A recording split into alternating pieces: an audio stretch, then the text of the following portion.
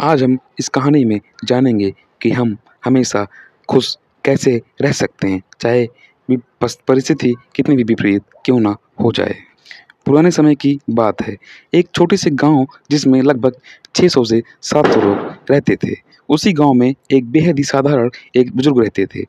वो वो कितनी भी विपरीत परिस्थिति क्यों ना हो, वो हमेशा खुश रहते थे। और वहीं गांव के अन्य लोग यह देखकर बेहद हैरान रहते थे कि आखिर यह इतने खुश कैसे रह लेते हैं, जबकि उनके पास बहुत ही कम संसाधन थे, फिर भी वह बहुत ही प्रसन्न रहते थे।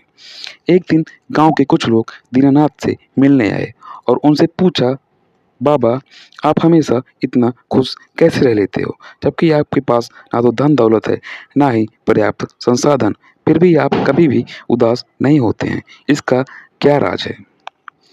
दीनानाथ मुस्कुराते हुए बोले, बच्चों, खुश रहने का राज किसी बाहरी चीज में नहीं है, बल्कि यह हमारे भीतर है। मैं अपनी खुशियों को बाहरी चीजों से कभी भी नहीं जोड़ता, बल्कि अपने विचारों से जोड़ता हूँ। लोगों ने पूछा, कैसे? बुजुर्ग ने उत्तर दिया, मैं जानता हूँ कि जिंदगी में कुछ बातें मेरे नियंत्रण में कभी भी नहीं हो सकती, लेकिन मैं यह जरूर नियंत्रित कर सकता हूँ कि मैं किस तरह से प्रतिक्रिया करता हूँ।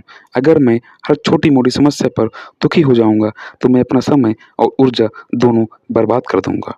लेकिन अगर मैं हर परिस्थिति से सकारात्मक सोच रखूं तो मैं हमेशा खुश जरूर रह सकता हूँ। क्या तुम जानते हो, एक बार मेरे पास बहुत सारे पैसे थे, लेकिन मैं दुखी था क्योंकि मुझे चिंता थी कहीं ये पैसे खो न जाएं। फिर एक दिन मुझे एहसास हुआ कि पैसे और भौतिक सुख साधन अस्थायी कभी नहीं हो सकते। जो स्थायी है वह है हमारा मानसिक शांति और संतुष्टि। लोगों ने उनसे पूछा, कैसे? तो आप खुश रहने के लिए क्या करते हैं? दीनानाथ ने मुस्कुराते हुए कहा, मैं हर सुबह सूर्योदय को देखता हूँ और आभार व्यक्त करता हूँ कि मुझे एक और दिन जीने का अवसर मिला। मैं अपने प्रियजनों के साथ समय बिताता हूँ, छोटे-छोटे सुखों को महसूस करता हूँ और जीवन की हर छोटी-बड़ी बात में संतोष खोजता हूँ। जब हम आभारी होते हैं और जीवन के प्रति सकारात्मक दृष्टिकोण रखते हैं, तो खुशियाँ हमारे पास खुद ब खुद आती ही रहती हैं। लोगों को यह समझ में आ गया कि खुश रहने के लिए हमें बाहरी कारणों की बजाय अपने भीतर के दृष्टिकोण और सोच पर काम करना बेहद ही आवश्यकता है।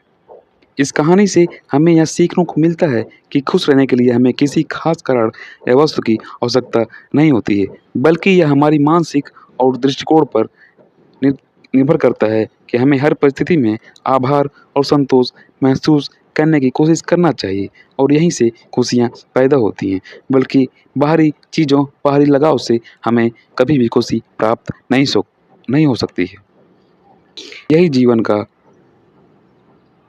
सच्चाई है और यही खुश होने का राज है।